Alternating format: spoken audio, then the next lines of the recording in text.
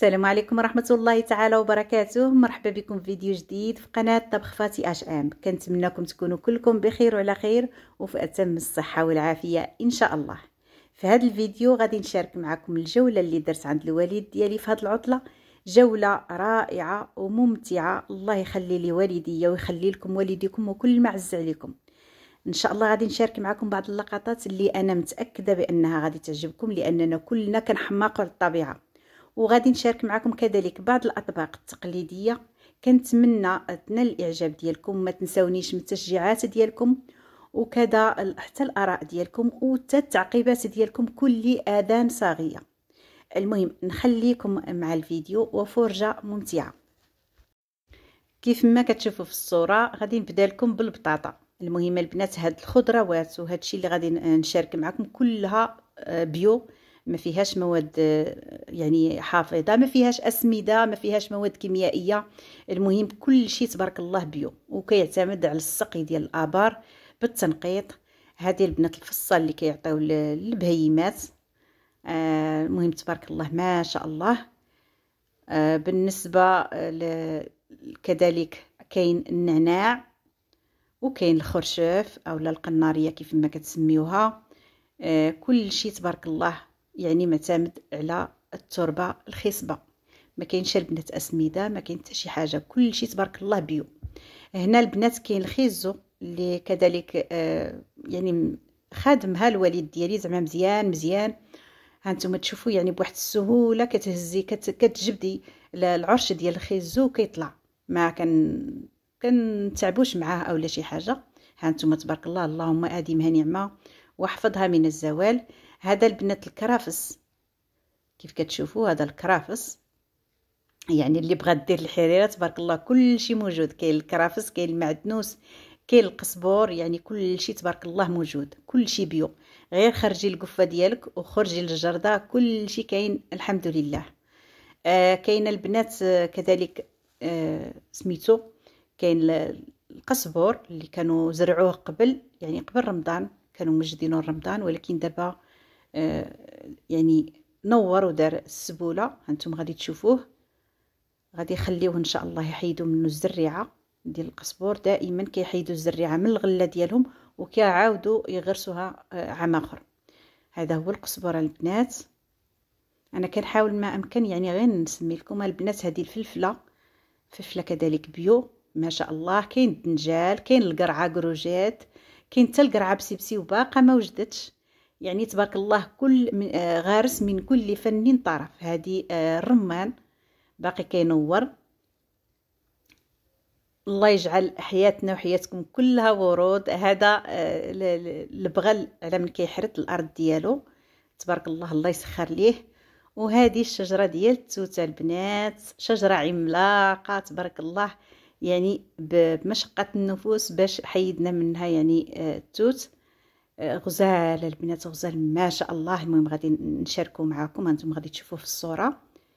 توت ديال اللي في الاشجار كيجي حلو حلو حلو، واحد الحلاوه ما تصوروهاش كي دايره. المهم بالنسبه للناس اللي فيها السكر هذا ما ننصحهمش به. تبارك الله غزال ما شاء الله، راه البنات تاكلوا شحال ما كليتو ما تقنعوش منه. المهم غادي ندوزو نجنيو شويه ديال الفول. بالنسبه للبنات الفول لحقت عليه يعني عصا، ما بقاش طري كما شحال هادي، يعني عصا الحبه. حاولت ما امكن نعزل غير الحبات الطريين. وغادي ان شاء الله نشارك معكم واحد الطبق تقليدي اللي غادي يعجبكم، انا متاكده كل التاكيد. المهم كيف ما كتشوفوا عزلت الفول ديالي، غسلته خليته في واحد الشبيكه كيستقطر. خديت الكوكوط، هاد الطريقه اللي غادي نبارطاجي معكم الطريقه ديال الوالده ديالي الله يخليها لي. درت الكوكوطه البنات، درت فيها تقريبا جوج معالق كبار ديال زيت الزيتون، ودرت فيها واحد البصيله مشلضه يعني خضاريه، ودرت فيها واحد جوج رويسات ديال الثومه محكوكين، وغادي نزيد عليها شويه ديال الملح ونخليها فوق واحد النار اللي تكون متوسطه. وانا كنقلي البصيله ديالي حتى تدبال تماما. هاد المرحله البنات كنديروها دائما ملي كنبغيو نديرو هاد الطبق هذا. زدت عليه واحد الحبه ديال المطيشه اللي حيدت لها الزريعه كذلك وقطعتها مكعبات صغار، وغادي نقليها كذلك مع البصيله ديالي حتى تنزل. غادي نزيد عليها 3 ديال المكونات: الكمون والملحه والتحميره. نزيد عليها واحد شويه ديال الحامض مصير، وغادي نديها ونردها كيف ما كتشوفوا في الصوره، غير على ما تخلط لنا الشرموله ديالنا. وغادي نزيدوا عليها الفول. بالنسبه لبنات الفول، الا كان عندكم الفول يكون طري، حاولوا ما امكن ديروه كيف ما كتشوفوا في الصوره. الا كان البنات عندكم الفول قاصح او عاصي كيف ما كنقولوا، حاولوا ما امكن تنقبوه، تاخذوا واحد الموس كيف ما كتشوفوا، تحيدوا له غير هاد الطريف اللي كيكون مع الجنب باش تدخلوا الشرموله، وديك لاصوص اللي تدخل فيه تعطيه البنه والمذاق.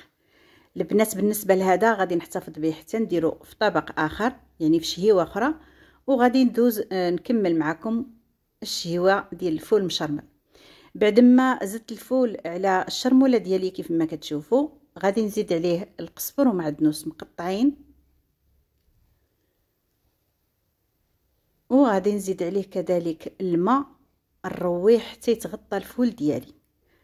كيف ما كتشوفوا نحاول ما امكن ما نزيدوش واحد الكميه كثيره، غير على ما يتغطى الفول ديالي، ونخلطه بواحد المعلقه، وغادي نسد عليه ونديرو على نار متوسطه، ونحسب له تقريبا من بعد الغليان بعد ما تصفر الكوكوط ربع ساعه، وكيصبح على هذا الشكل هذا كيف ما كتشوفوا. بالنسبه لبنات لهذا الطبق غير بغيت نشاركه معكم يعني بهذه الطريقه. بالنسبه للغدا راه درنا اللحم باللوبيا، حتى هي كذلك غادي نشاركها معكم. هاد الطبق البنات انا كان نحط فيه وتبارك الله واللذه والريحه طالعه منه كتشهي. طبق رائع بامتياز. هنا عرفت علاش الناس اللي كيخرجوا برا من المغرب كتعجبهم هاد الشهيوه وكيتفكروها، لانها شهيوه قديمه وتقليديه كتجي غزاله لا في المذاق ولا في كيما نقولوا النسمه ديالها. زعما الصراحه راه ملي كانت كطيب وانا كنت شاهه فيها البنات. زينتها بواحد شويه ديال الحامض مصير، وكيف كتشوفوا وسميت الله تبارك الله جات غزاله ما شاء الله. نتمنى ان شاء الله تجربوها بهذه الطريقه، وانا متاكده بانها غادي تعجبكم، لانني انا من عشاق هذه الاكله الشعبيه.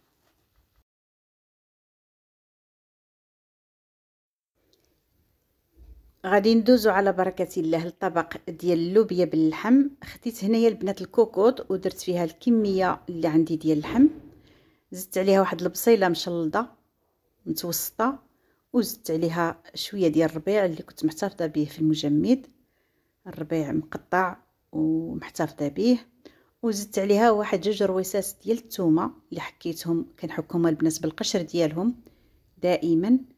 بالنسبه للعطريه غادي نحتاجو سكينجبير وشويه ديال الابزار، شويه ديال الخرقوم وشويه ديال الملح، راكم عارفين عينكم ميزانكم. زدت عليها واحد 2 معالق كبار ديال زيت الزيتون. هنا البنات حنا كنصبوا غير بزيت الزيتون لانه صحي وزوين، وغادي نقليه على نار متوسطه حتى يعني تدخل ديك الشرموله في اللحم ديالي، وغادي ندوزو للمرحله المواليه. بعد ما تقلت اللحيمه، انا راه كانت عندي غير 2 طريفات، زدت واحد الطريف لانه ما عمرليش العين. تقلت اللحيمه كيف ما كتشوفوا. غادي ندوزو على بركه الله نرويوها. دائما كناخذوا الماء يكون غليان وكنصبوه على المعلقه ديالنا باش ما نصبوهش مباشره على اللحم باش ما تمشيش منه ديك البنه.